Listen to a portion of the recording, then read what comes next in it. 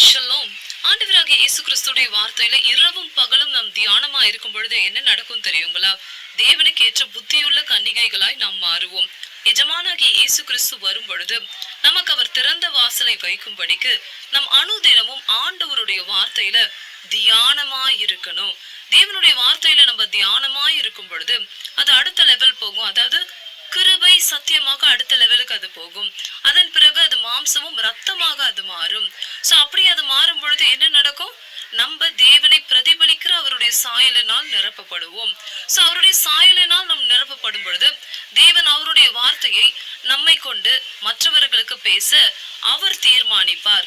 So எஜமானாகிய இயேசு கிறிஸ்து நம்மை புத்தியுள்ள கன்னிகைகளாய் நடத்தும்படிக்கு, நம்மை அப்படி எண்ணும்படிக்கு நாம் சம்பாதிக்க வேண்டிய எண்ணெய் என்னவென்றால் வேதத்தை தியானிப்பது. சோ வேத தியானிப்புக்கு உங்களை ஒப்புக்கொடுங்கள். அந்த வார்த்தை உங்களை கர்த்தருடைய வழியிலே நடத்தும். தேவனுக்கே மகிமை உண்டாவதாக. ஆமேன்.